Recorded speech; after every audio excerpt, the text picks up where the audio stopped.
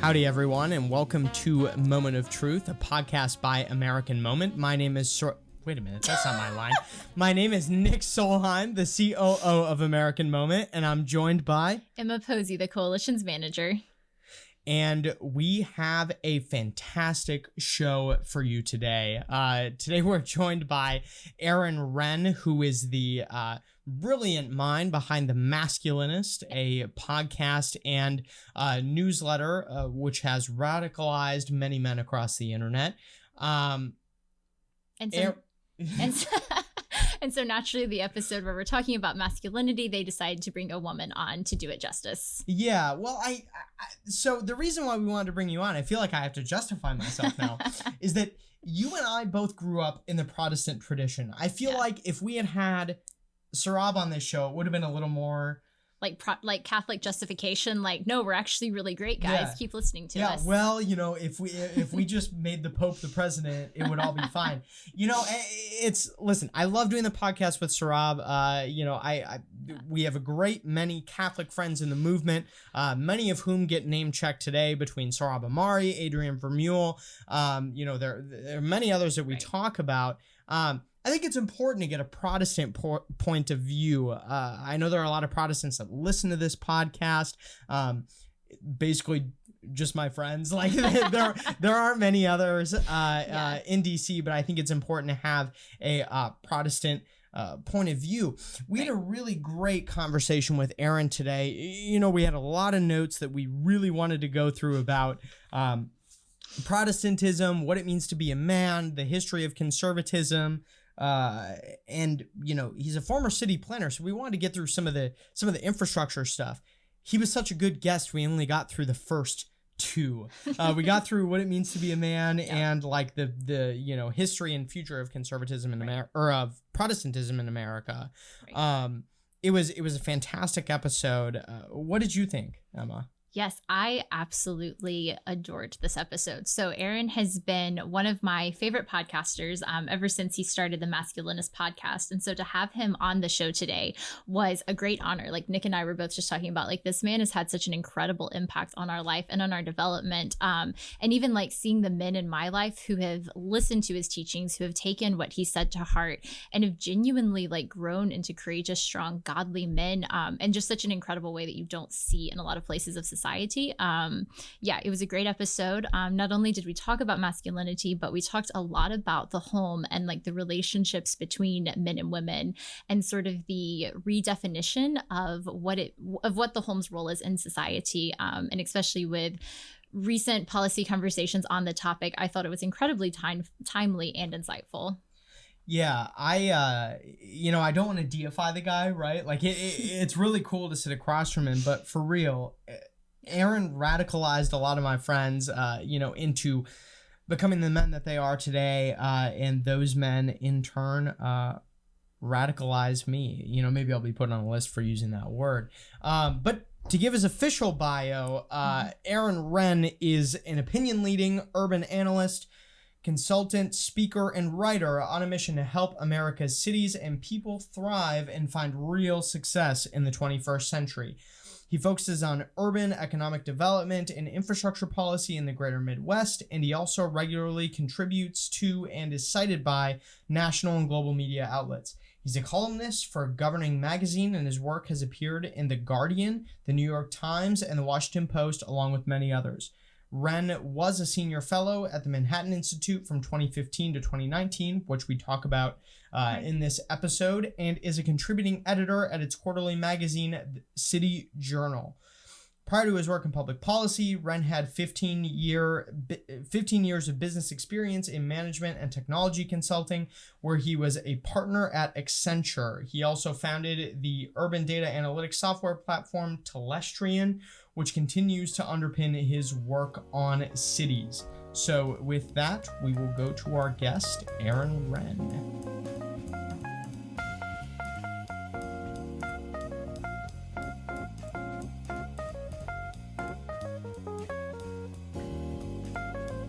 Welcome to the podcast, Aaron. Thanks for having me. So kind of as a first question, we like to ask all of our guests, tell us a little bit more about your background. You're pretty well known across the internet for the Masculinist, for the newsletter and the podcast. Tell us a little more how you got where you are and how that came about. Yeah, well, I like to say, I'm like a living example that the American dream, as endangered as it is still alive for a lot of people.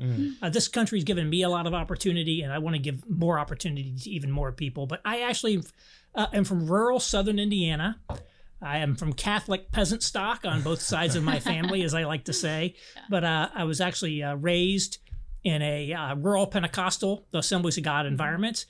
So basically came of age really in the Reagan era. So my kind of first memories are from the Carter administration. Don't really remember Ford or the Watergate or Vietnam, but I remember the Iran hostage crisis. I remember a little bit of disco. The Cold War was big, and I was a big Ronald Reagan fan. And so, a lot of my early conservative politics came from just a very basic talking point conservatism that I was raised in there. I went to college and then went off to Chicago. Lived in Chicago for a long time, working in the consulting field. So I was in corporate and technology consulting for many years, and that's really the framework and the professional heritage that informs a lot of the work that I do. So I really bring a way of helping people understand the world that we live in, which is something that people are hungry for frameworks. Like, the world is crazy. How do I understand what's going on? And that's a lot of what I try to do in my work. And I was doing that work, and it was sort of growing a little bit disenchanted with it, because my work had essentially devolved from, moving work from one low-cost country to an even lower-cost country. And I said, I don't want to do that anymore. Yep. So I started writing a blog as a creative outlet. It was called The Urbanophile, The Lover of Cities. And I really felt that I had some things to say about the American Midwest that nobody else was saying. It was a region of the country, the Rust Belt. Now it's on everybody's agenda. Yeah. But, back in the 2000s, it was sort of overlooked. Nobody was thinking about it. And I said, we need to think about the Midwest. We need to think about the Rust Belt and the cities that are in it, because it's important and nobody else did it. So I started writing that, and it really just took off. It really took off. I said, well, I started getting calls from people who were, like heads of departments and state governments. I said, wow, this is kind of cool. Maybe there's a career there. So ended up leaving my consulting company and decided to reinvent myself as, essentially an urban kind of infrastructure economic development strategy consultant, and ended up at the Manhattan Institute, where I did work on urban policy there for about 5 years. And so that was really a great experience. And then as I was studying these Rust Belt cities, I started to get the sense that a lot of these problems go beyond infrastructure. They go beyond the economy, and they really get to human problems, really spiritual problems. A lot of these places have, in essence, a spiritual crisis. And if you look at, the family dynamics of, out of wedlock births and, family breakdown or lack of marriages, all the stuff that's happening, all the dysfunction that hit these communities that used to be quite socially functional when I was growing up, I really decided I need to engage upstream. And so I started the Masculinist as really a way to engage, upstream of some of the problems in these cities. And also I saw, during the Trump campaign, and as things were coming around there, that, all these young men are turning to all these like online men's gurus. And of course, later Jordan Peterson, Joe Rogan became gigantic, but there was a smaller then. Milo Yiannopoulos was big back in the day. And it was like, why are these young men turning here for answers, not turning to the church? And so I started the Masculinist, which was a newsletter, which I've now sort of turned into my main venture. And that's really kind of one of my missions, helping men, succeed and thrive in life, creating more families, more successful families, and helping the church, especially the Protestant church where I am today. I'm Presbyterian today, and really kind of make sense of the world that we're in and navigate a very different era than, say, the old Pat Robertson, Jerry Falwell era of back in the day. Yeah. Yeah, no, that's so interesting. And you've obviously struck a nerve with your podcast and with the newsletter that you've been doing. And so in one of your newsletters, you actually make this fascinating distinction between being, it's possible possible to be good at being a man without being a good man. And you sort of use Donald Trump versus David Fringe as the two embodiments of that are really fascinating to look through. So as we're talking about your newsletter with the Masculinist, can you tell us about like how you conceive of what it means to be a man today? First, like scripture's understanding of manhood versus the cultural understanding of manhood, and sort of like where do the two converge? Where do they diverge in our society? Right. Well, you know, concern about kind of loss of masculinity is a long-standing feature of kind of industrial society. So people have been complaining about this going back to the 19th century. So a lot of the muscular Christianity movements, you know, that came out of things like the YMCA and things like that were actually created in part because this idea, you know, men are getting soft. They're not working these long hours on the farm anymore. And so this idea that, you know, we've declined from some golden age. I mean, that's a perennial theme in human history. And so I don't want to suggest we're at some unique moment because you can oversell it. But there has been this idea, I think, in modern society, particularly after the sexual revolution, that it's really up for grabs what it means to be a man today in this world. It's not really completely, you know, understood. Right. And so you know, a lot of people have tried to, you know, a lot of churches try to engage with things like promise keepers, et cetera. And there's all these teachings about what it is to be a man. And so I like to go back to a very interesting book by a professor named David Gilmour. It's called Manhood in the Making. And he did essentially an anthropological look at all these cultures around the world. You know, could be in the Pacific Islands, could be Spain, could be South America, could be China, could be America, all over the place, and said, how did these cultures define manhood? What did it mean to be a man in those cultures? And basically he said, you know, there are a lot of attributes that were there, but this is, you might call it the natural law approach to what a man is. What did we see when we study manhood throughout history, that's sort of the natural way that manhood has evolved? And there were a few things. One of them is that you had to be essentially like a protector of your community. So you had to be willing to fight in battle. And that was the key. So you have to be out there physically proving yourself in battle. You have to be a provider. So you have to be able to, you know, kill the animals. You're a hunter-gatherer. You have to be able to hunt. You have to kill. You have to produce. And I think this is often translated into essentially providing for your wife and children today.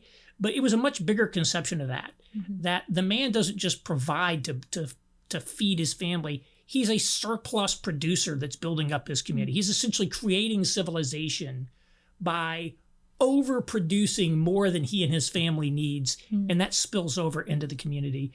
And then having children. So you could think of that as, you know, procreation.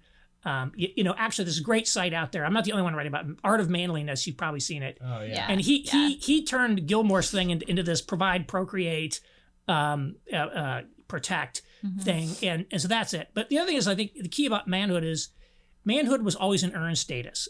So you actually have to perform in order to be a man. You don't just, you grow up and you're a man. So you had to maybe go through a rite of passage. You had to do these things. You had to demonstrate, you know, you had to be in the arena. You had to be willing to prove yourself in competition with other men in the public eye. Right. So if you're kind of a homebody who doesn't like to be in competition, you're not a man. You have to demonstrate energy. You have to demonstrate autonomy. You have to be able to be autonomous factors. There's all these things that are there. So there's like this 3 Ps thing, and then there's all these other characteristics. Right. And so I think this idea that you're kind of out there, you know, killing the animals, fighting the battles, winning status competitions with other men. You have a lot of autonomy, a lot of energy. You're producing at a high level, surplus. Those sorts of things really go into what has historically been a man. Now, if you look at what the church teaches today, it generally doesn't get into those points, you know, except as much as, you know, it's sort of a chivalry. You know, protection is kind of now, you know, chivalry. You know, women and children first, getting off the ship. You know, provision is, you know, making a paycheck to feed your wife and kids. Right. And, you know, the idea of being in competition with other men, that's just not there. So I think a lot of it's kind of missing. And I think it was actually Brett McKay from Art of Manliness who had the line about you could be good at being a man without being a good man. And that the characteristics of what makes, it's like being a basketball player. We can think about that. You could be a great basketball player and be like a lousy human being. Right. Conversely, being a great human being doesn't make you a good basketball player. And it's sort of like that with manhood. There are these characteristics. You could be like a really nice guy. You could be a moral person, but kind of pathetic at being a man. Yeah. Whereas you could be, and a classic example might be like a mob boss, right? Or a criminal kingpin. You could be great at all what it means to be a man, but not be a good man. You could be that. So I think those, there's kind of two characteristics, and I think that conflating of those kinds of characteristics, these conflating two things into one, I think is really at the root of a lot of the, the things that mislead men today in a lot of ways. Yeah, I think that this, like you said, this process is very historical, right? There's that, thing that people say that, hard times create strong men create good times create whatever it is. Right. And I certainly think that's true. I think the thing that's changed in modern day, though, is with the advent of the internet, it's kind of an instantaneous place for people to air their grievances. And certainly the internet is a great tool. A lot of my friends who have taught me all the things that I know have come through the internet. Sarab included. Right. Well, I mean, you're here today because of the internet. Yeah, because of the internet. Yeah, that's so true. So I think a lot of people turn to the internet because the internet is more of a presence in our day-to-day lives than the church is.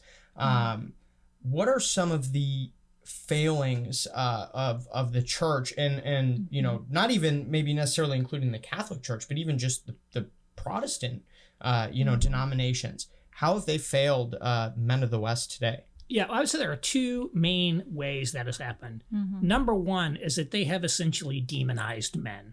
I'll talk a little bit about that in a minute. Secondly is that they're giving out bad information, essentially. So on the demonization of men, this has been documented academically. There's a great book called The Death of Christian Britain by a British professor named Callum Brown. And it's actually a book about secularization, but he goes back and basically says that around 1800 there was really a shift in how gender and godliness were perceived. And prior to that time, piety had been viewed as a kind of a male attribute. For example, we talk about in arts, angels were portrayed as male figures. After this figure, piety shifts to a sort of female register. Angels start being portrayed as more feminine or female in character. And so what happens is essentially women start to be seen as naturally moral guardians of the domestic sphere, and men tend to increasingly be seen as the source of society's problems. And he doesn't go into to why this shift happens, but I do believe it was probably related to industrialization. And you're moving into these cities, and things like husbands gambling away their paycheck or things like that really did become a problem. So I think there was actually a response to legitimate social problems at that time. But he talks about how the evangelical literature of that era, one of its biggest influences, even in secular society, was its demonization of men. The man is the threat to the home. The man is the drunk. He's the gambler. He's getting in fights. And the woman is sort of naturally virtuous. And this way of portrayal of men basically goes all the way through to the present day. I mean, it's very clear in the way that they talk about things. The other thing is, and I would not reverse that, by the way. I wouldn't say that like women are necessarily the problem either. I think there's plenty of sin to go around between men and women. What I would say though is the other thing is they give out kind of bad information. So there's a very big name Southern Baptist pastor named Matt Chandler, and one of his blog posts he has says, "I keep saying it, godliness is sexy to godly people." Well, is that really true? Well, what does Jordan Peterson say? Jordan Peterson says, women are attracted to boys who win status competitions with other boys. So the idea is, I'm the captain of the football team. The girls are going to like me, right? And this what goes back to that idea of competition, male competition, proving yourself in the arena. And so the reality is godliness is not a sexy characteristic. So it's like, so they usually, tell, women in church, they want this man who's on fire for God, all this stuff. But again, they conflate two things. They conflate what makes someone a high quality man to marry and what makes him attractive. And it's the same thing for women. There may be women, if you're a guy, you get it. Okay, there's women I think are like really good looking, but they're terrible. I'd never marry them. Vice versa. This woman could be amazing. I'm not really into her. And so you have to have both. You have to be attractive and you have to be high quality marriage material. And they sort of merge those into one. And it's like women should be attracted to all these sort of godly characteristics, but that's not really what drives it. We know what drives attraction, right? It's power and status. It's confidence and charisma. It's looks and style. It's money. It's things like that drive attraction. Right. And then the other things are sort of, compatibility filters and the like. So that's just some examples of like the bad information. Yeah. And then the sort of the demonization. We can ask some examples of that if you'd like to. Yeah. One, it's one of those things. I mean, speaking about examples, right? Like we didn't get a chance to talk about this before the podcast, but I just recently got engaged like 3 weeks ago. Congratulations. Thank you. I'm glad we have these here to yeah, we can celebrate. We can even toast. Thank you. Cheers. But it's one of those things where my fiance is beautiful. She's much smarter than me. You can attest to that. We remind him of this consistently. Yeah. Much smarter than me. Like, she's fantastic, but she has never, publicly like been in a relationship before. And I was pondering about this, a couple months into our relationship, and I asked her, I said, what's the, like, why were you never, I mean, you're 23 years old, why did you never really like seriously dated anyone here in DC? And she was like, no one confidently asked until like you came up and said, hey, I'm going to take you for a ride around the monuments on my motorcycle and we're going to go get Spanish tapas. And she was like, that sounds like a good trade-off, And so I think it's certainly one of those things where when you get one of the things right, it all kind of starts to come together. Yeah. So I, in the like 6 months before she and I started dating about a year ago, so about a year and a half ago, I started going to church, and then I got involved in a Bible study. Yeah. And then I lost 70 pounds, started eating right. No small feat, to say the least. Started working out, and all these things start to come together. So we start dating, I ask her to like go steady. I ask her to be my girlfriend. And then, man, she's really going to hate me for telling this. But we get to this point where she's like, you're so like different. Where does this come from? And for me, it's just like, oh yeah, I believe in Christ, and I read this book called the Bible, and I like seriously take into account everything that it says. Right. And the only piece that I feel like is missing here is I got into that by with wise counsel from some of my brothers in Christ who know who they are. They'll be listening to this. But the church didn't really play much of a role in any of that. Yeah. There are men's groups, but a lot of it seems to be dedicated to the teaching of some of this anti-man stuff. Like you need to be more docile, you need to be more, respectful. You need to, let your wife work a 70-hour job, for a very low wage or whatever. There's not like, men's weightlifting groups, in Protestant churches. There's not, like men's diet groups, or even men's like, hey, what does being a man, in a biblical context actually mean? Yeah. So to get off my soapbox, what specifically can Protestant churches be doing? I mean, is it men's group? Is it, something deeper than that to kind of revitalize a generation of men who are believers in Christ, but don't have their own identity? Right. Right. Well, that's a great story. So congratulations again. I think that's excellent. And those are all great questions to be asking. Here's what I would say. Number one, the pastors need to stop giving out misinformation, right? So they need to educate themselves on reality and stop saying things that aren't accurate. Secondly, they need to end the demonization and the constantly berating, and they need to take a much more realistic, balanced view of that. But when it comes to like giving advice on weightlifting, this is where I think the Protestant church has gotten a little bit off track, because everybody goes to look to the pastor to give the authoritative Christian view on X. Right. Like politics is a classic example. We want, the pastors to tell us like all about politics, be politically engaged. So the truth is, that's not their expertise. Right. They've gone to seminary. They know Greek and Hebrew. They know all this theology. Right. What do they know about weightlifting? Yeah. They don't know much about weightlifting, right? Yeah. They don't know much about diet. They don't necessarily know much about politics. They don't know much about business.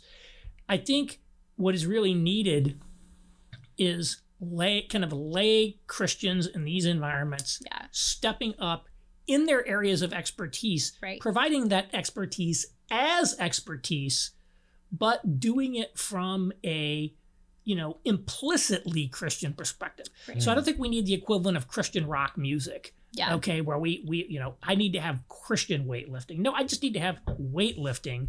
But if I'm a Christian and I'm a weightlifting expert and I'm running an online forum for weightlifting or I'm running a gym, then my values are going to come through in that. So like if Mark Ripito, if you ever heard that name, he wrote a book called Starting Strength. He's the biggest name in promoting barbell lifting, so squats, deadlifts, and all that. That's awesome. In that community, he's out in Tulsa or something, and he's like a libertarian kind of guy. Right. I don't know that way. He's kind of libertarian. Right. And so that world tends to be a little libertarian because this guy's libertarian, and he's talking about weightlifting, but, it's just along with the weightlifting, get a little libertarian politics. Right. And I think that's one of the things. It's much more implicit, rather than thinking, what do I have to do? What does the Bible teach about X? Right. A lot of times we need to be thinking like, what does it mean to be like an expert in that in the real world? Because I think in the Protestant world, we tend to try to immediately refer to Scripture.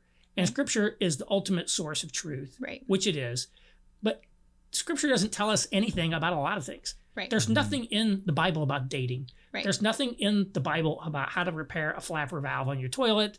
There's nothing about how to do any of this stuff. Right. So, there are principles to the extent that the Bible speaks on something. And so, the Catholics have their natural law theology and different things. And, Protestantism has a tradition of essentially its own version of natural law, but it's not as much, talked about. And so I think we need to think about about what we can learn. And so I think there needs to be much more, lay leadership. I'm really struck that if you go out to the men's self-improvement landscape on the internet, which is where a lot of these guys sort of are, Jordan Peterson you would think of is kind of in that. Yeah. Everything from Jordan Peterson on the more anodyne front to, the pickup artists on the negative, right? So, but I don't know very many of those people who are obviously Christian or writing from a Christian perspective. In fact, most of them tend to start with what I call a version of the Anthony Robbins Awaken the Giant Within. It's all kind of a vaguely Nietzschean, you need to rely on yourself, internally change your own thing and, develop yourself. And then you can impose your will on the world. You can accomplish all this, but it's all rooted in self. So you just see, well, that's not really a Christian, not to say that, yes, I do have to be disciplined in my eating and my working out and all those things. But the idea that the source of change is self, tapping into your self, that's an implicit theological claim. Right. And so that's what I mean by all of it is from implicit foundations that are non-Christian. And so to the extent that people are giving you advice that's actually useful, oh man, this guy really did help me get in shape. This person really did help get women to go out on dates with me. Those sorts of things are so primal that once, especially like dating, once somebody tells you like how to have success with members of the opposite sex, you're gonna think that person's a prophet. Really, and that's the truth. So I feel like just having like basic expertise, delivered from a Christian foundation, but it's not necessarily the Christian singles group, or we're the Christian weightlifting group. How about like I'm really good at weightlifting, or we have a community, and that is sort of implicit in there. So that's some of what I think. I think we put too much expectation on professional theologians and pastors to speak to these issues when it's really outside their area of expertise. And in fact, the misinformation comes mostly because they're talking about things they don't know anything about. Right. They're opining on stuff that they haven't studied. They haven't looked at the psychological and sociological literature on attraction or any of that stuff. Right. And so they're just kind of talking, which they would never do in theology. So I want them to kind of stick to their knitting a little bit more. Yeah. And the rest of us have to step up. Right. And that's one of the reasons that I'm doing what I'm doing. Right. Right. Is I'm like, I have to step up. I always say I operate in the genre of cultural criticism. I am not a authoritative Bible teacher, theologian. I might, mention the Bible here or there, say a few things, but like, I'm not trying to be your substitute, Bass. He's the theologian. He's the authority on those things. I'm doing these other things. I'm helping you make sense of the world. I'm doing this stuff. That's where my expertise lies. Right. And this is where then the importance of discipleship intergenerationally and even in different fields comes in and is so important. A small note. So we always pick on my father for this, but he absolutely loves World War I and II. And if he has his way, he will come home, turn on a documentary, and we'll be like, Dad, like, spoiler alert, we know how it ends. And he's like, no, wait, but you don't understand what the Germans are going to do this time. And like, there's this part of him that comes alive in watching these documentaries that like I don't see in other parts of his life. And I've heard him talk about when I was growing up, like if there had been the chance to go and fight in a war, like he would have done it. And like thankfully on the one hand, that hasn't been a reality. Like I'm incredibly thankful for that. But on the other hand, there's this very real sense that like there's this sense of adventure and like manly assertion in society and protecting your own and providing for your family that just seems so lost within the church. So then you have church leaders, especially in like Protestant non-denom or like contemporary services who were very feminized. So like they wear like skinny jeans, they have their long shirts on and are like very like they're very built, right? Like they're very built and they're very physically attractive, but like maybe a little metrosexual. Like completely. Which like that term? We still use it, right? So like it's attractive to like a subsect, but like you're leaving out like the rest of this like society of men who aren't going to wear skinny jeans. Thank goodness, Dad, please don't wear skinny jeans. And who are seeking this like true embodiment of masculinity in that. And so what's really interesting, I did study theology in my undergrad along with political science. And when we study the New Testament, Paul writes a lot on humility, right?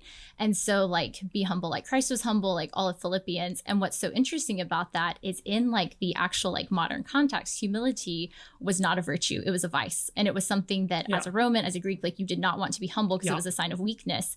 But in like the progression of scripture and like our Western lens, like we've like lifted humility as like, this is the ideal. So like if you're not soft-spoken and humble, like, are you really a strong Christian? And so, so it's interesting. So like Nick and I both attended Protestant institutions. And for me, in order to be in leadership, you had to go through this leadership class and you studied servant leadership. And like you had to go through the books and like that sort of model was like pounded upon men and women alike of like, this is what it means to, embody it. And we know that you've written on this topic some. So like, what are your thoughts and critiques on this idea of servant leadership, especially when it comes to this conversation on masculinity?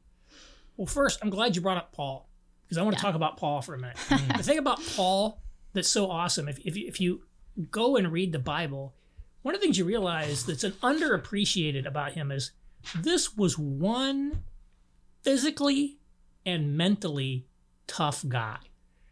And he's in prison, he's getting shipwrecked, he's getting beaten, right? He was stoned and left for dead. They thought he was dead and he recovered. I mean, think about a guy like that. Think about the physicality of how tough this guy was.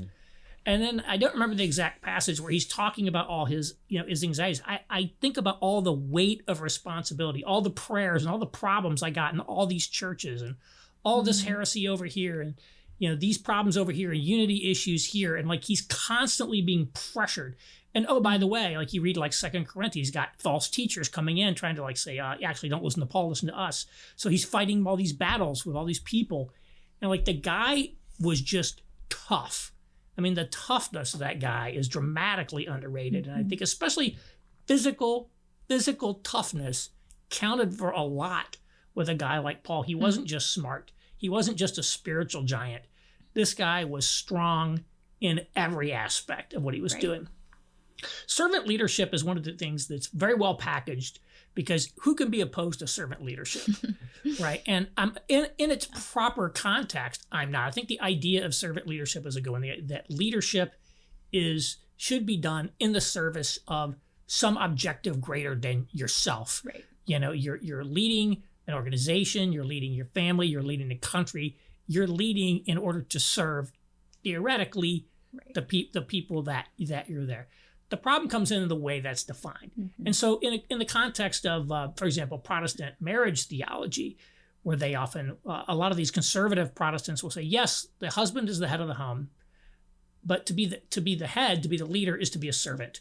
And they'll talk about, for example, when Jesus washed the disciples' feet. Yeah.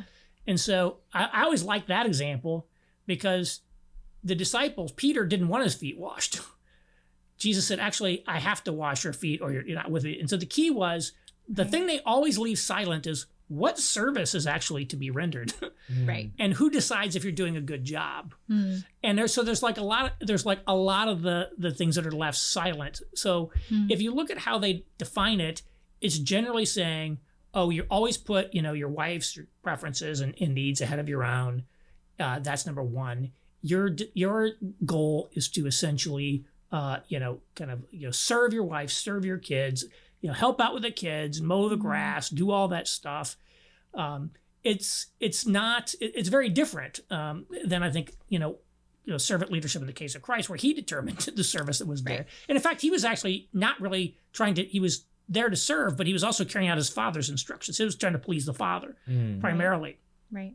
And so a lot of times there's this dichotomy in some of these marriage books. It's like, well, do you want to serve yourself or do you want to serve your wife? Yeah. And it's like, well, if you present it like that, it's like, I like to use this analogy from a certain conservative politician. Are you with us or are you with the terrorists? That's when you frame it, there's only two choices. It's a false dichotomy. Right. Maybe there are some actual choices in there we didn't use. Right. Maybe there could be a choice for mission, for example. And the example I always like to use is Tim Keller, who was the founding pastor of Redeemer Presbyterian Church, hugely successful church in New York. Yeah. He's sitting in Philadelphia. He's a seminary professor. This is in the 80s. New York is a war zone. This is pre-Giuliani. He's got 3 kids. He's got a cushy job. And they try to convince him to start this church in New York. And 3 other people, I think, had already turned it down. Multiple other people had turned it down. And they had tried once before to start a church. This denomination had tried before to start a church, and it failed. And they asked him to start this church. And so I like to frame that situation. Did he make the decision to please himself, or did he make the decision to please his wife? Right. Neither. He said, I'm going to go on mission. We're going in. Right. And that's an example of what I call, he's not a conventionally macho guy. Right. But he's a guy that says, I'm going into a very difficult assignment. Everybody's going to be seeing what I'm doing. If I flop, if I fail, everybody's going to know it. If I fall flat on my face, he went into the arena and he succeeded in a very difficult environment. Right. And so I think that's the sort of thing that I think of as a form of servant leadership that falls completely outside of the traditional conception. And so I think it's a phrase that I think really depends on how you define it. Right. Determines like how valid it is in that. And I think people tend to forget leadership is a service. Right. I mean, it is a responsibility. You're providing a service by leading. Yeah. Right. That's one of the things that you're actually doing. Well, one quick note to the story of Tim Keller and his wife, which I think is important to represent like both he and his wife in this. When he was originally asked, he more or less like turned to Kathy, his wife, and was like, okay, what do you think? And her like gut reaction was like, I am absolutely not raising my 3 boys in New York City. This isn't happening. And so he was like, okay, then like, we don't need to go. Like, let's talk about it. And she stopped and she was like, no, like you are like the man of this house. Like you are my husband. And like, you're the one making the decision here. And like, I'm going to follow you and support you in this. I'm not making the call. And so like the way that she was able to support him in that leadership position and in his role, I just think it's huge. And so they call it like one of the manliest things that he's done to this day. It was. Right. And exactly. Now I would say he shouldn't have probably waited for her to give him the okay. He probably should have been a little more. Well, he probably should have been more true. Listen, but that's just the way they present the story. I think you're right on that. Yeah. And I think that the thing that I also like about them, their model of marriage. And you often see this often in the pastoral ministry, and you often see this in politics, is essentially the husband and wife are a joint team working on a project together. Right. She, I think, was the original director of communications for the church. She does all these little things. And, one time I attended there and I was having this meal with them afterwards. And she made some comment about the sermon. She brought up another scripture that he hadn't mentioned. He's like, you know what, that's a good one. I'm going to incorporate that into the later services. Yeah. And so they're really an incredible team working on this. You often see it in politics as well. I think about, again, Bill and Hillary Clinton, whatever you think of them politically, that's a team. Barack and Michelle Obama are a team. So this, and you often see, like, even in a lot of churches, like the husband and wife are co-pastors, or they're this. The pastor's wife is always playing a key role in the church. And I think it's almost like a pre-industrial idea where you have essentially a household business enterprise where the whole family's involved. Right. The kids are often involved. Right. And the business is often passed down to the kids. And I think in a lot of ways, that's a healthier pattern of living than the way that we do things today. Because, I mean, imagine, you get to work with your spouse on building something together. I think that's like a great...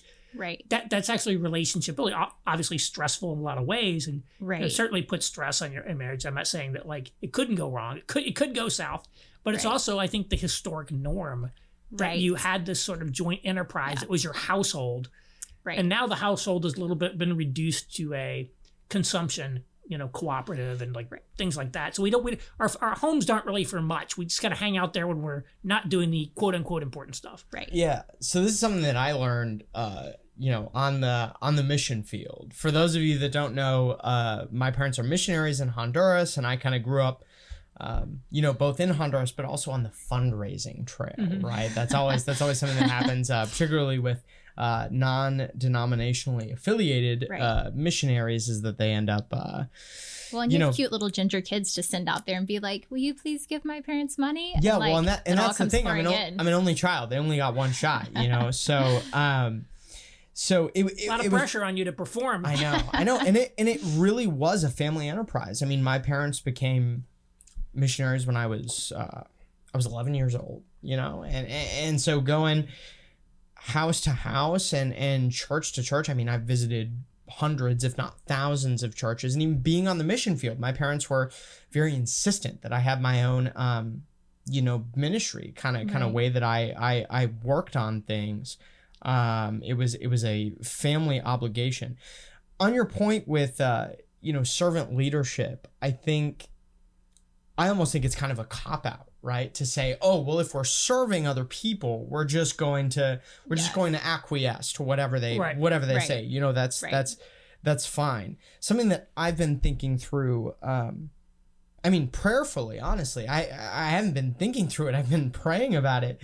As I move into marriage this September, and American Moment is not the first thing that I've helped start. Emma is not the first employee I've ever had. There are some certain parallels to be drawn between leading a team of individuals in the workplace and also leading your family, namely in that there is a huge burden of responsibility to lead, and not just to provide, but to actually have some sort of direction, not to say, oh, I don't know, honey, like, what do you think? Or I don't know, like, employee, what do you think? But like actively setting the vision. Exactly. Yeah. Exactly. And not only that, when you hire someone, someone commits to a new enterprise that you're starting, that is an immense responsibility to, your investors or your funders, to your employees. Like, you have to deliver for them. You can't just say, it's kind of like, I start my newsletter, and one of the benefits of that, mostly being a, solo enterprise, is if I get a good job offer, I can just shut it down. I can walk away. Yeah. You can't just walk away from things when you have other people, involved. And certainly you can't walk away from your marriage. And so that, I think, there is a weight of responsibility there when people are making a big investment in you. Right. So, when my wife decided to marry me, like, she really made a big, big bet. Right. On success. Well, and I think my fiance as well. Like, she's betting not just on my financial success, which is kind of like whatever, right? My parents are missionaries and are like just poor, like that's what being a missionary is. Yeah. But they still selected each other for the success of their ultimate life together. And I would say 20 something years in that's been a pretty, I would say that it's a pretty good bet.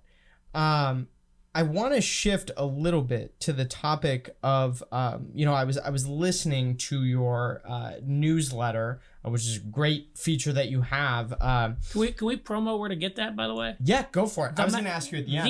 Themasculinist.com. Go there and sign up for the newsletter.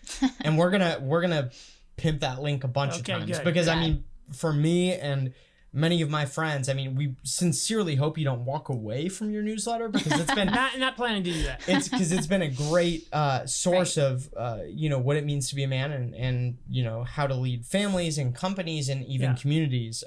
So we greatly appreciate all the work that you're doing. Yeah, the stuff that's in it, you're not going to hear it anywhere else. This is unique stuff. Yeah, absolutely. We can testify to that. Yeah. So I want to ask you about one of your recent pieces that was very. It's rare that I say this, but I've been chewing on it for a little while. You wrote a newsletter called "Build Men Up, Don't Tear Women Down." Mm-hmm. Just kind of setting the stage. If you have the opportunity, again, please go to that link and read it or listen to it.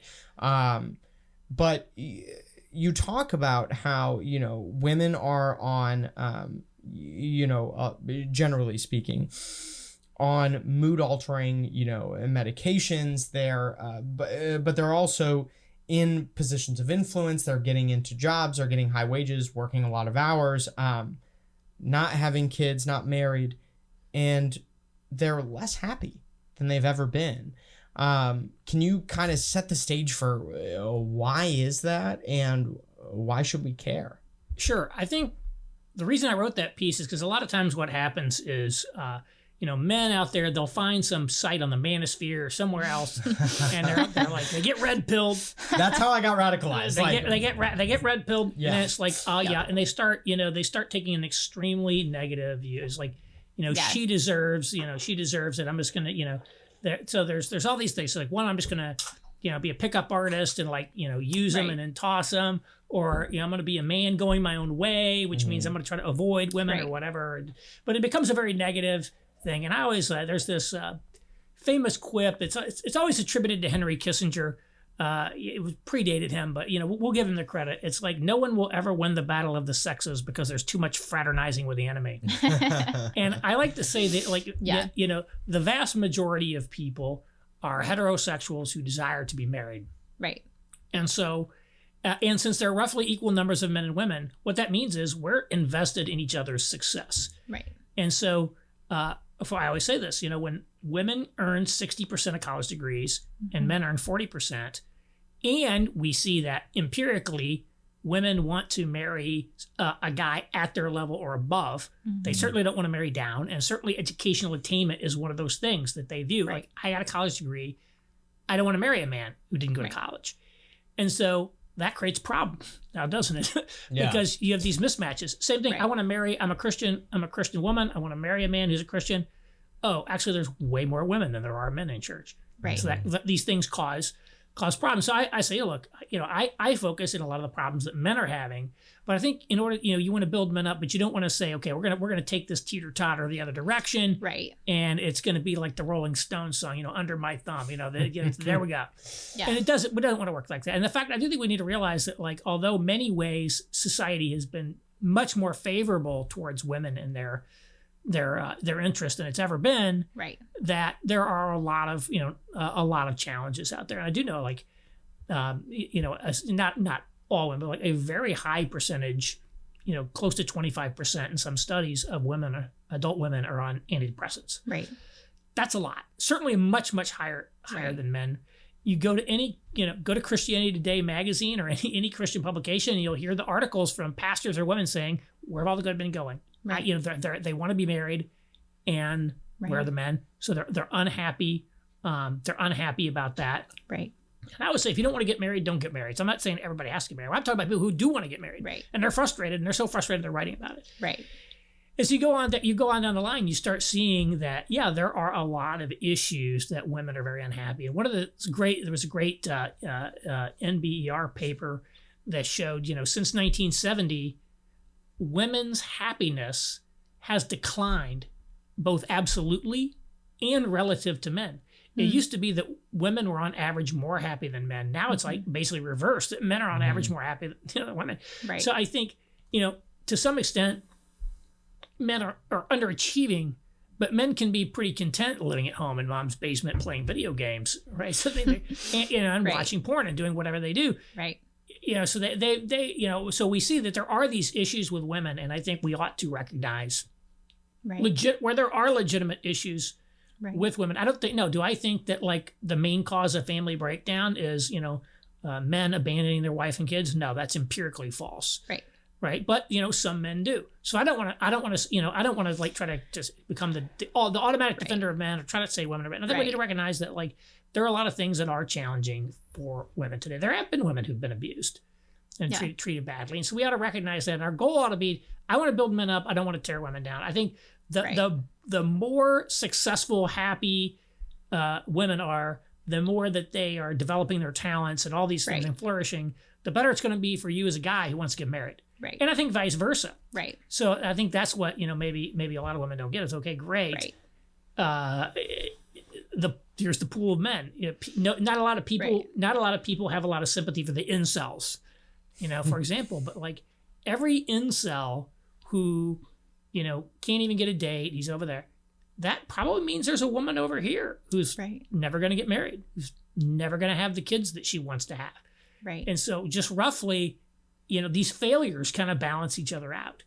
And so, it's like, a lot of these manosphere guys, like, so, the women, they're sluts, they're sleeping around, whatever. Like, well, I think mathematically, the total number of heterosexual sexual encounters are actually the same, between men and women. So it's like, you could say that, but what does that mean about you?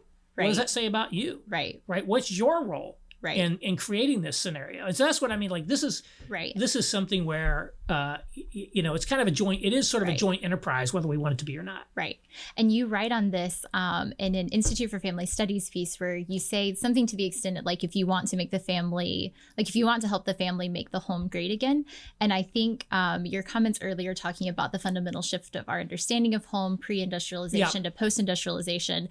And like that's just a huge understudied, underdiscussed aspect of this, where all of a sudden commerce and like the connection in the home between husband and wife laboring together, raising the family together on their farm, like with their like shared, I don't know, like they're blacksmiths together, like whatever there was, versus like men now being outside the home. So the home is no longer a place of a coming together of life between the two. And so like I imagine like that would be incredibly isolating for women, right? And so like so you have like women online who are single and no kids, and they talk about, drinking wine and like getting tipsy with their friends. And then at the same time, you have a ton of moms on Twitter saying, if I don't have a glass of wine by 10 a.m., how am I going to make it through the day with the kids? And like on both ends, there's obviously a breakdown there that maybe doesn't have as much to do with like the externalities of their life as much as it is like a fundamental break between the like male and female relationship that's so essential to our flourishing. Yeah, there's this famous conservative catchphrase, ideas have consequences. Yes. And ideas do have consequences, but lots of other things have consequences too. And I think because of Karl Marx, a lot of conservatives are allergic to the idea of material causes. But I think realistically, the shift from a pre-industrial to an industrial society pervasively restructured every aspect of society, completely reconstructed the home. And a lot of the challenges that we have are attempting to reconcile ourselves to the realities of industrial and post-industrial society. And, I think about Tocqueville. Everybody likes to talk about Tocqueville.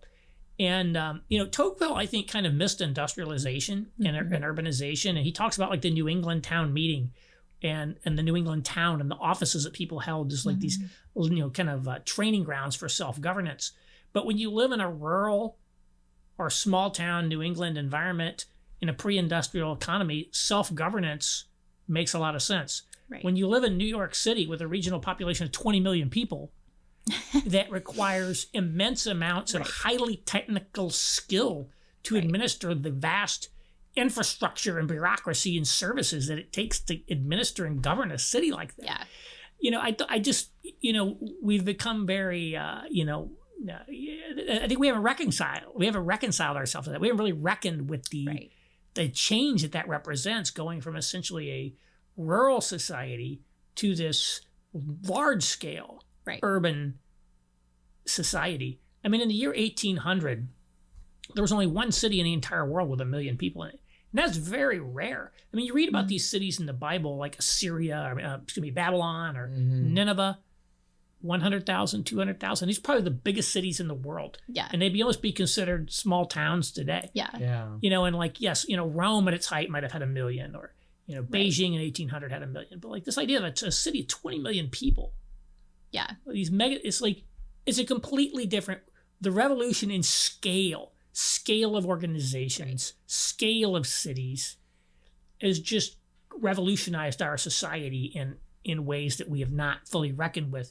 Any implications for our family. And of course, there are a lot of people actually have written about this. Right. You know, I in a lot of ways, I'm certainly not an original thinker on this topic.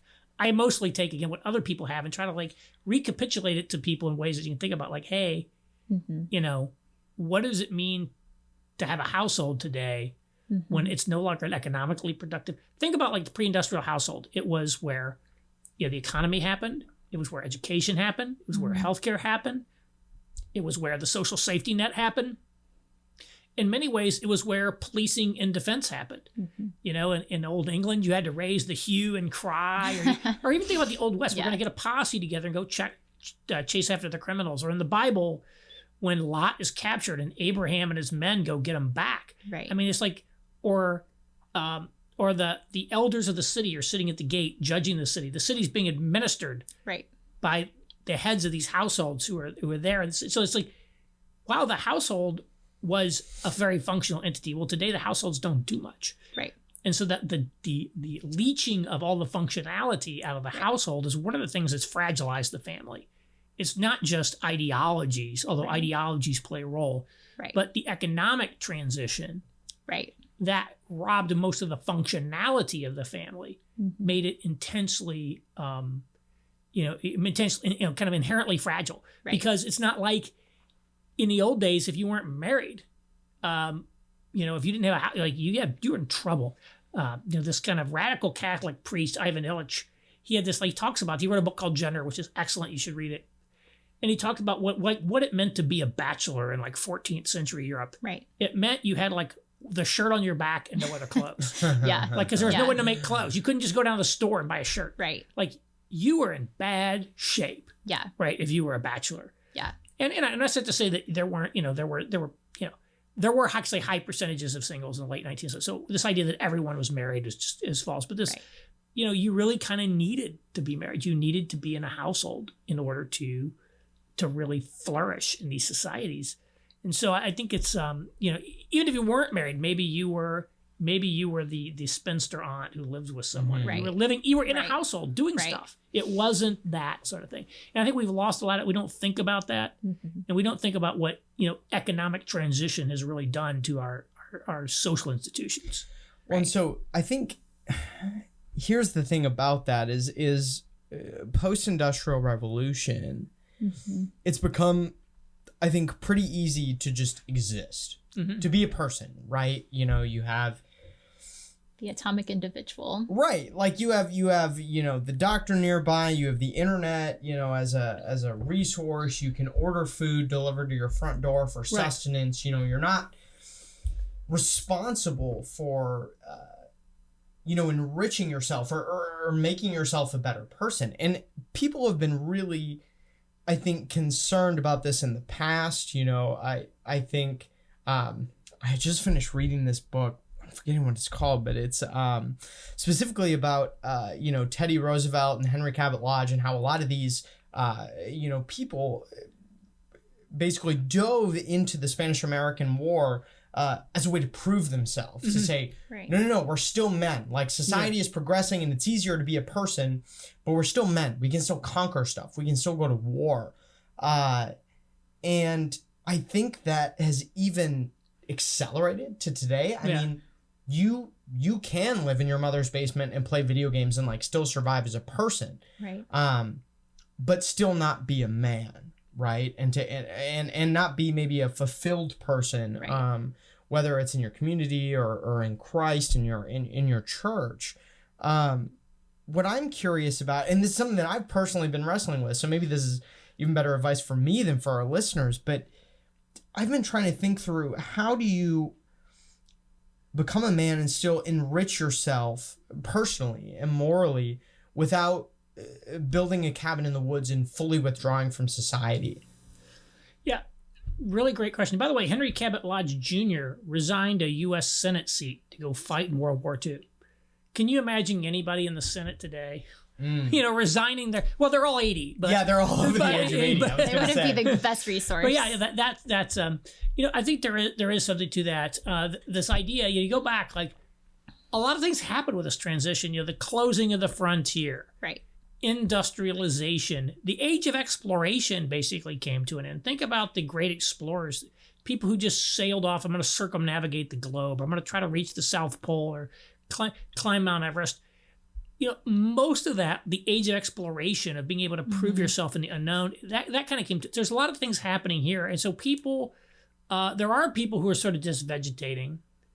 But I do think there's this idea that, men, and this is what the church doesn't help with, they don't help you to develop your potentialities, your talents, to really see what you can accomplish, to put yourself. And where I think a lot of it is really manifested today is extreme sports.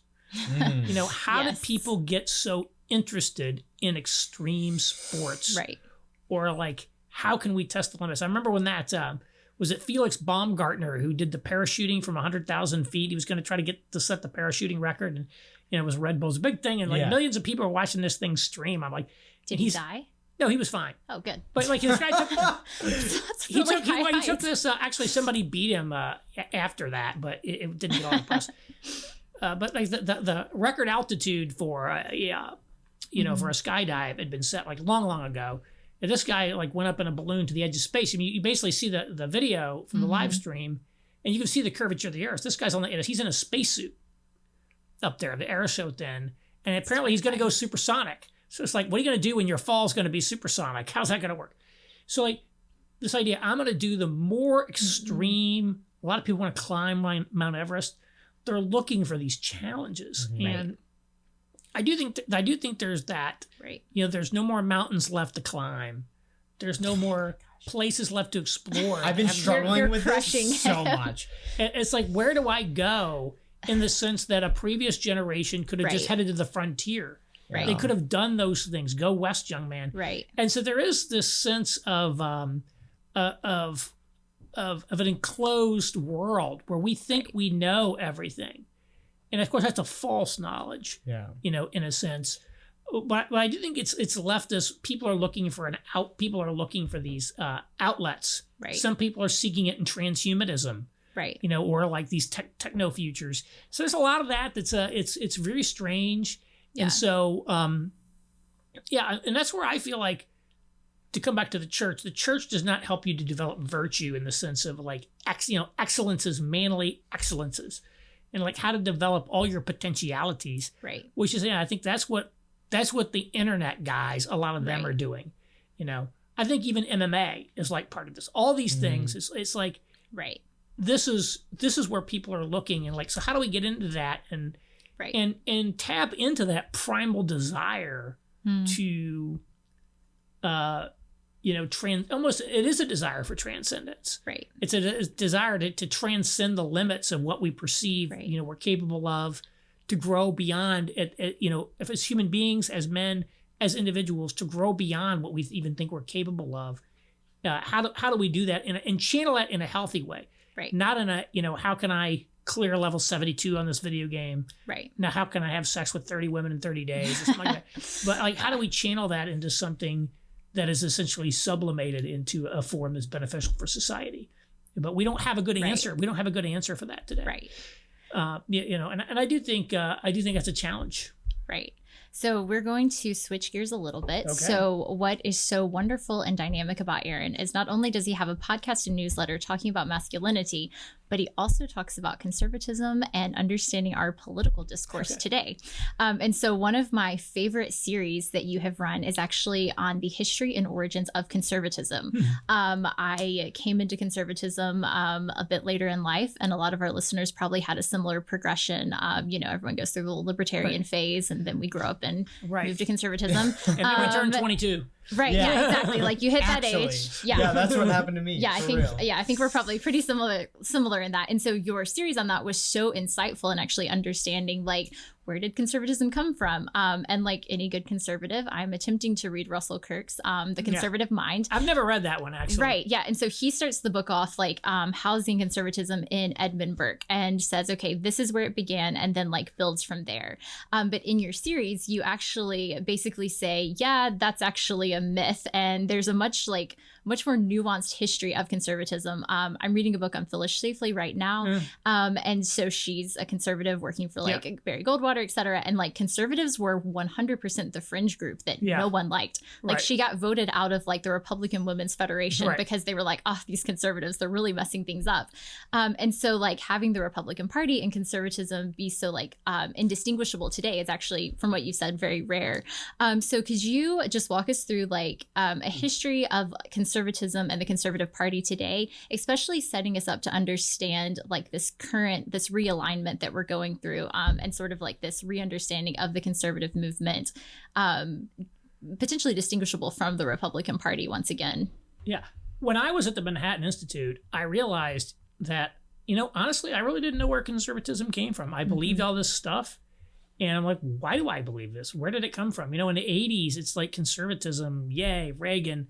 It's like, but I didn't really know where it came from. So I went back and started reading some histories. And the canonical history of the conservative movement is by a guy named George Nash. I believe it's called the Conservative Intellectual Movement since 1945 or something like that. And it only actually goes up through the 70s. And then the second edition has like one chapter that like takes it up to 1990 or something like that. But gives you a sense of the origins. And so I can't do full justice to it. But if that is really the canonical history for people who are interested. And the key is modern American conservatism is a post-war intellectual movement. In one of the challenges that Nash identified that they needed was, we're the conservative people, but we're new. How does that work?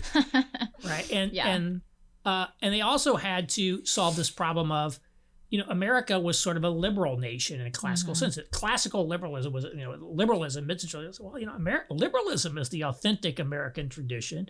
And so if you want to be conservative, you should be conserving liberalism. And so, he talks about they had to essentially construct a pedigree for themselves. Right. And so they basically go back to Burke, and there's the founders and all these people. And here's a really important point to make. Yes, there are these ideas from Burke and the founding and all this stuff, but there is no organic continuity of thought or people between Edmund Burke and today's conservatives. And that's very different from other. So I like to talk about Straussianism. People have talked about Strauss. So Leo Strauss was this professor who trained a lot of grad students and is profoundly influential in American conservatism. Right. So if you're a Straussian today, you can probably trace your lineage back to Strauss. So Leo Strauss had a student called Harry Jaffa, who features heavily in Nash's book. Harry Jaffa became the founder of what's called the West Coast Straussians. So the kind of the Claremont, that whole, Michael Anton, all that, West Coast Straussianism came through Harry Jaffa. Well, Harry Jaffa had a student named Larry Arnn. And then Larry Arnn was out of the Claremont Institute. Now he's the president of Hillsdale. Right. And now Larry Arnn has students that he is training. Right. And so you think about that. If you're a student of Larry Arnn and you're saying I'm a Straussian, you can actually trace a chain of people going back to Strauss. Right. Right. You have there's an intellectual tradition there. The same thing is true with Marxism. There's an intellectual and kind of chain of custody going all the way back to Marx. Right. That is not true with conservatism. There were some pre-war conservative threads that got put into it, but by and large, American conservatism developed in the post-war era in the United States. It's not an ancient tradition in America.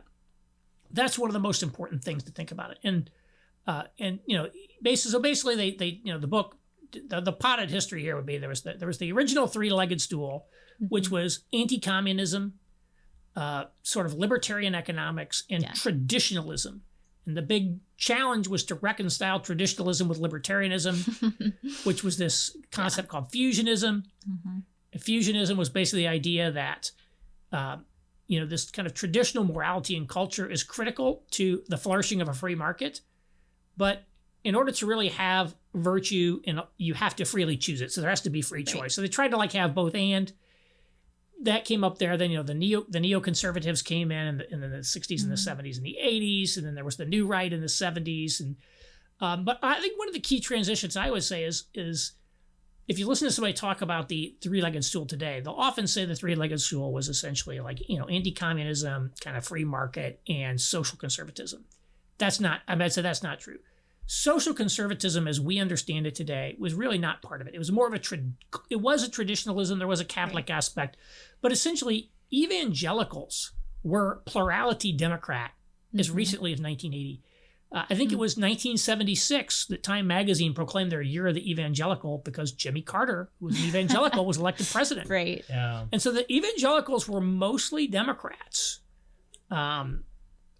Up until the Reagan administration. And then some of these kind of culture war issues around abortion and that started pulling in the right direction. So, you can go down on all the minutiae, but I do think one of the keys is that, conservatism really did start as a post-war political movement. It's not an ancient movement going back to the founding or Burke or, whatever. And by the way, nobody claims that it is, today. And anybody who's read it, but I think a lot of people who I think the key is, if you're a conservative today, do you know where your ideas came from? Yeah. Right. How did we get here? So I think it's kind of an interesting one to me. The other thing that I think is very interesting, we were talking about this earlier because I think we're all Protestants, right? So yes. Is how Catholic dominated conservatism is, and this is one that is less attention, but I think is very important.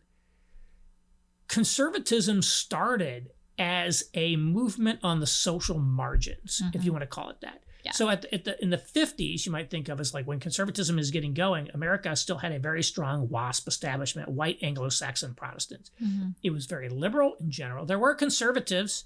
You can think of Senator Robert Taft, representing sort of the isolationist strain of kind of pre-war conservatism. And that group largely went extinct. Guys like Taft, they didn't really join in with conservatism. So conservatism was very heavily started by guys like William F. Buckley, who was he was Catholic, right? He was Irish Catholic. So a lot of Catholics, a lot of European intellectuals, and a number of Jewish intellectuals as well. And so there were some Protestants involved. There were some WASPy people involved, a few. The Pews, for example. J. Howard Pugh was a big financier of conservatism, but it really started by people who are kind of on the outside. If you think about that, you think about William F. Buckley Jr.'s book, God and Man at Yale. He wrote that in the 50s. Here's a guy who was this Irish Catholic upstart who was admitted into the citadel of WASP culture at Yale. He's skull and bones. He's all this stuff. And he just takes a big dump on him. Think about that, right? Yeah. How that was perceived by them. It's yes, we've opened our doors to you, the social newcomer, and here's how you repay us. Right. And so I think there is this element of social class has played a lot. And that's you think of the Republican Party and conservatism as kind of lower status in society today. And I think it was a little bit always that way. Right. And I think we like to think of William F. Buckley. If we think of a WASP, what does a WASP sound like? We probably think of William F. Buckley on firing line. But the reality, he was Catholic. And so conservatism has been hugely Catholic dominated today. And I think there's still a huge pattern of people who get involved in movement conservatism who convert to Catholicism. Right. Tons of people are Catholic converts. So Arthur Brooks, former president of AEI, is a Catholic convert. Rusty Reno, editor of First Things magazine, Catholic convert. Ross Douthat, Catholic convert. Sohrab Ahmari, Catholic convert. J.D. Vance, Catholic convert. There's just so many people who are Catholic converts. They all have the zeal of the convert. Right. I think a lot of this Sohrab Ahmari, David French thing is the zeal, the zealousness of the convert. Yeah. Adrian Vermeule, I think, is a very recent convert to Catholicism. All of these people are friends of the pod. Yeah. That's good. But at this point, this is important. There is this kind of these social dimensions, can't be overlooked. So I think there always kind of has been conservatism has had a very Catholic bias to it. In fact, Michael Lind, many of y'all probably know Michael Lind, he gets a lot of credit. Back, Michael Lind was originally a conservative, and he had a very public break with conservatism. He wrote a resignation letter, if you want to say that, from conservatism in Dissent magazine. Now, Dissent magazine is a leftist magazine. It was founded by Irving Howe, who's one of the New York intellectuals. Irving Howe is also the founder of the Democratic Socialist of America. Okay. Very nice. So he wrote this letter, and one of his complaints was basically these kind of like stupid idiot evangelicals have come in and taken over our show. Yeah. And interesting. The fact that they're letting doofuses like Pat Robertson kind of like set the agenda. Yeah. No thanks. And so it really was kind of a repudiation. It's like, and the reality is that the evangelicals, there's a famous book, The Scandal of the Evangelical Mind. The Scandal is it doesn't have one. There is, and that's still kind of true today. I do think there's this sense in which, the Protestant intelligentsia were all liberals. Right. And they still are all liberals. Yes. Yeah. And so that was an issue that, and this is one of the biggest problems with conservatism today. And one of the reasons I started investigating this is I'm trying to think, what the heck is going on in this world? And so you got to read about what's going on. Right. Like, wow, we don't think about social class today. Right. We don't think about these religious divisions and like what it meant to, be a Catholic or a Jew in the 50s. Right. We don't think about that. We don't think about, so there's a lot going on there. So what's going on? One of the problems was the voting base of the Republican Party today is kind of call it low caste Protestants. And yet the leadership, there's very little representation of that in leadership. David French, for example, who's one of the, prominent kind of, evangelical Protestant. David French is not a decider. Yeah. He's not really setting the agenda. Yeah. And that the agenda of conservatism is not being set by Protestant thinkers. The Protestants are designed to their role is supposedly just to be a vote bank. Yes. And I always say that it's like conservatives love to look at the Democratic Party and say, don't blacks know they're just being exploited by these other people and they're just a vote bank? Yep. For this other group. But it's like the reality is there's an analogy there. Evangelicals, fundamentalists, all that stuff are a vote bank for the Republican Party and are not really given a seat at the table in deciding what to do. And so I think that is part of the elite base split has to do with the fact that the elite and the base have very serious sociological differences that it's not just based on education or income. It's also based on some of these things like, there's Catholics here, and then there's this massive vote of highly reliable 80% Trump voting evangelical white voting bloc that doesn't have a lot of leadership representation. Yeah. Yeah, I think that's a large part of why, when Saurabh gave me the call about American Moment and about what we're doing, that I decided to jump in the fight. Because there aren't a lot of, let's see, I don't want to call like David French not smart, but like there aren't a lot of very woke Protestants within the movement. I mean, there are a lot of people whom, I respect greatly. Like I'm inviting Adrian Vermeule to my wedding, right? Like I've never met the guy, but we DM. He's a good dude. But there really is a lack of like Protestants in this movement. And I think you've hit the nail on the head. Well, frankly, the Catholics have been smarter. I think you have part of it. I think you have to acknowledge. Yeah. If you got to take stock of yourself first, the Catholics have been smarter. The Protestant intellectuals have tended to be on the left. Right. To be quite honest. Right. Absolutely. And, I know there are a lot of people that would say, I mean, I can picture a lot of the Catholics in my life saying this, but that it's because, the lack of Catholic structure or whatever has made it, easier to be morally relative. I just think that it's, coupled with history and just kind of the weakness of connection between Protestant churches, have left us kind of like derelict of the leadership that we truly need to succeed in America.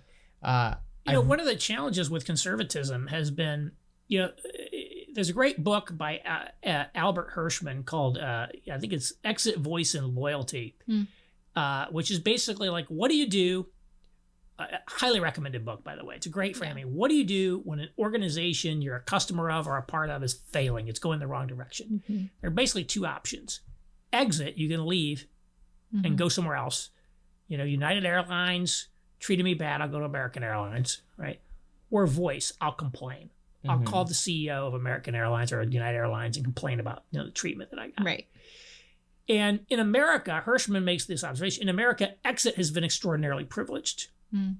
And so Americans are a people of exit. We go to the frontier. We don't renew this community. We go to that community. And conservatism has been a movement of exit. We exit the cities. We move to the red suburb. Right. We leave California. We move to Texas. Right. And I think that has been an enormous weakness in conservatism, because what it meant is conservatism has essentially surrendered the cultural high ground of America to that. And so I think about this in terms of Protestantism. You know, the institutional value of the mainline denominations, the Episcopal Church, the Presbyterian Church. You think about these amazing church buildings and the stature that had. And so it's like, well, you know, great, I'll leave the liberal church and go start a new church plant. That's always the first thing. My pastor's gone woke. I'm going to go leave to this other church. Is that conservative? I don't think that's conservative. I think reality is conservative would say stand and fight. And so if you look at like evangelicalism, there's an enormous bias towards church planting, starting new churches. Very little like, hey, let's go revive an old church. Or like, hey, I want to stand my ground and fight. Right. Which is why there's kind of been a massive, I think, blue expansion over time, as conservatism has really dramatically, the first go-to move is always get out, exit. Yeah. And so you think about that, and I really think that's a big problem. And part of the challenge with that from this intellectual perspective is kind of the Protestant intellectual tradition, the mainline tradition, which was very powerful. It was at the cultural center of America. The conservatives exited it. They exited it. They left. Yes, if you go back even 100 years, the leadership of the Protestant church was extremely far to the left. In fact, they were the avant-garde left in a lot of ways. The rank and file in the pews didn't feel that way. Probably, you know, the 80% of the people were still basic, conservative, traditional, you know, Christian people. Yeah. The fact that the leadership was out there was an issue, but like now over time, what happened? They're all gone. They kind of all leave. They're actually, I think it's one of the great myths that all these mainline churches are terrible. Actually, there are many still phenomenal, faithful mainline churches. Right. But you know, I think this is a key. This loss of that mainline Protestant tradition and that heritage. Again, right? Where did Harvard come from? Where did Yale come from? Where did Princeton come from? Where did all this stuff come from? These great institutions, these phenomenal buildings, these great endowments, it was all essentially abandoned. Yeah. And, you know, when you're constantly running away and you're never fighting, like in a serious way, when you're never contesting ownership, I mean, that's a problem. And so I feel like that's one of the reasons that conservatism, you know, has really... It's put itself on the margins. Right. You know, we're no longer in the main institutions of society. We're off in our own little ghetto, basically. We've created a ghetto, you know, for ourselves, and that's a problem. Yeah. Aaron, I hate to cut this short. I told you before the show that I legitimately could record 6 hours with you just talking about this topic. I suppose we'll have to have Somebody you told back. me we were going to spend 40% of our time talking about infrastructure. Yeah, we never even got to it because your word was so good. I actually printed off an old article I wrote for American Affairs on Infrastructure from 2017. I'm like, what do I think about this topic? Well, we'll have to save it for next time. Yeah. Where can people find you? Where can people find your work? Take the opportunity to plug those links again. Yes, go to themasculinist.com, sign up for the newsletter, you know, get on the podcast. Everything's there. And you can follow me on Twitter at Aaron_Renn. Yep. All right. Well, thanks so much for coming on the pod. Thanks for having me. Thanks, Aaron.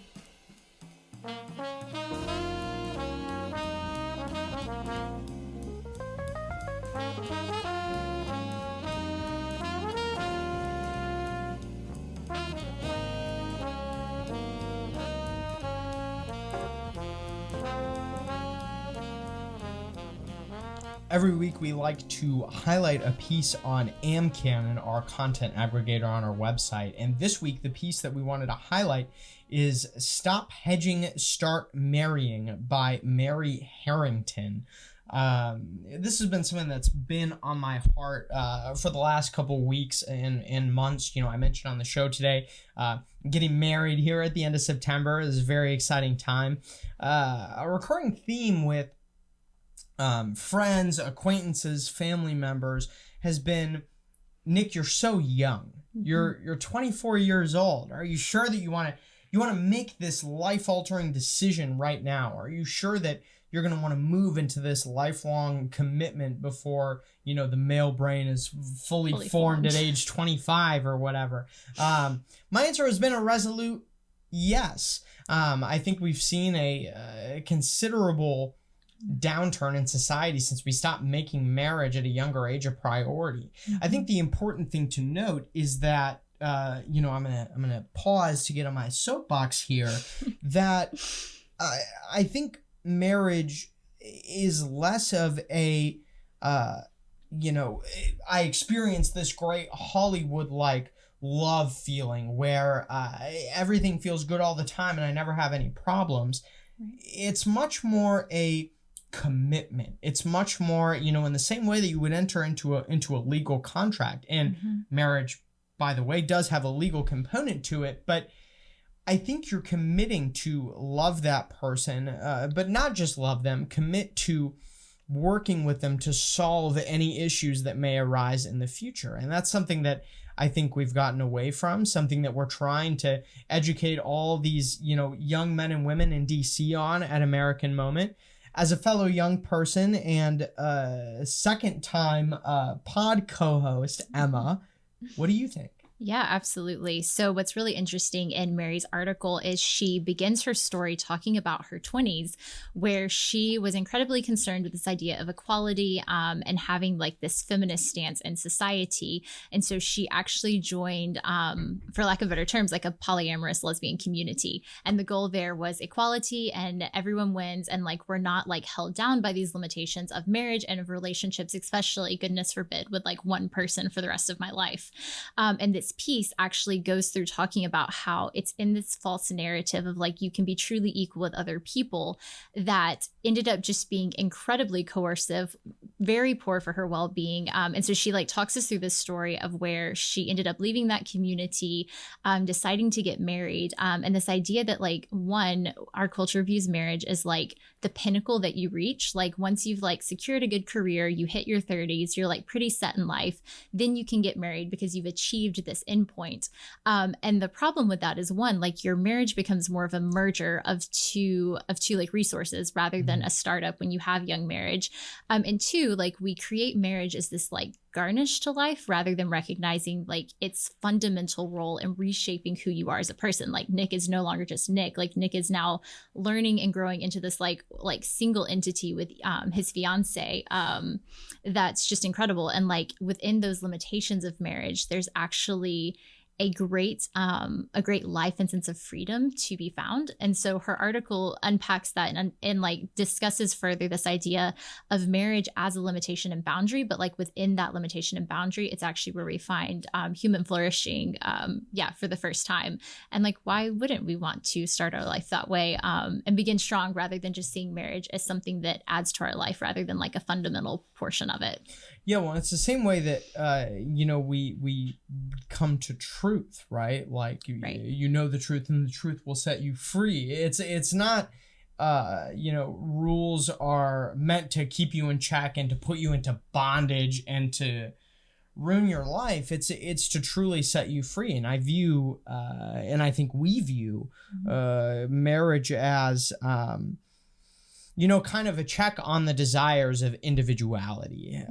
I know, at least for me, I suppose I'm the first person at American Moment getting married, but, you know, proposing and getting ready to make a commitment to marriage has been a deeply radicalizing event. It's not just, oh yeah, you know, we're going to put all our financial resources together and we're just going to, you know, buy a farm somewhere and it's going to be fine. I mean, it's we're committing to in sickness and in health. If one of us is to become disabled, like caring for the other, no matter what, we're committing to raising children together, to potentially leading communities and being involved in a church together. I mean, it's a much deeper commitment than I think, friendship or just being a part of a community is. And I think, Mary Harrington hits it right on the head when she says that, it can be a freeing event.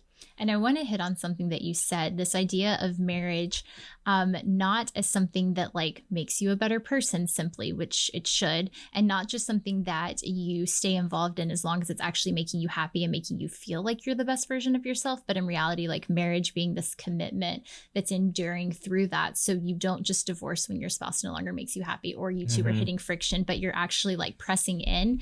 And like the amount of like development and true refinement that occurs in that relationship is not something that you will encounter in any other relationship in your life.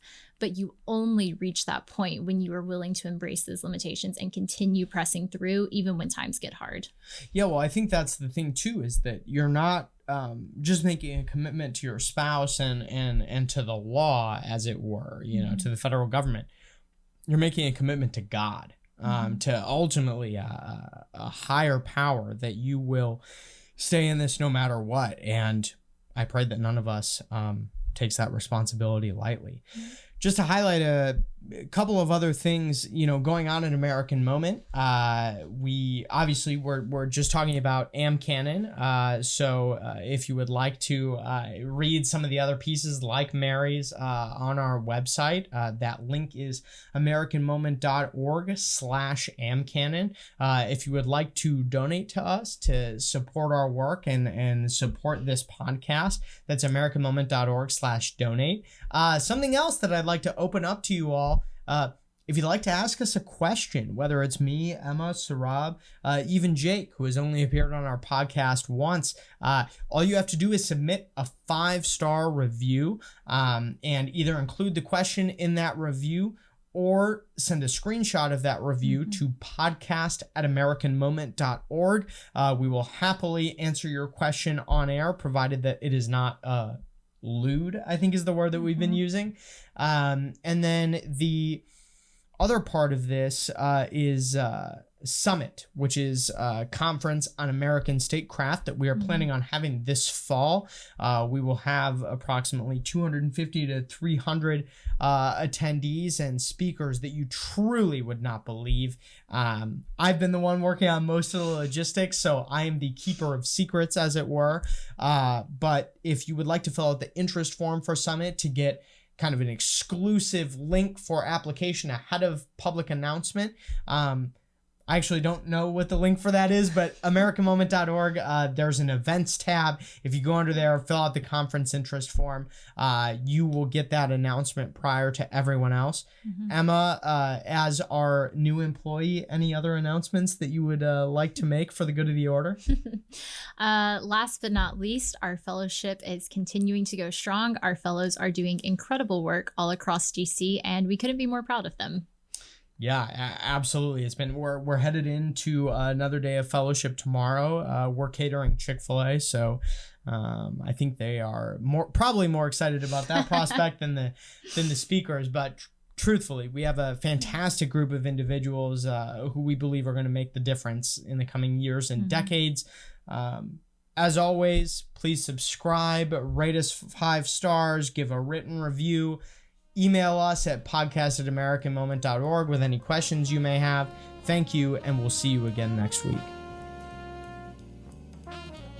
Moment of Truth is an American Moment Studios production filmed at the Conservative Partnership Center. Our podcast is produced and edited by Jake Mercier and Jared Cummings. Our intro music is A Minor Struggle by Ryan Serenich.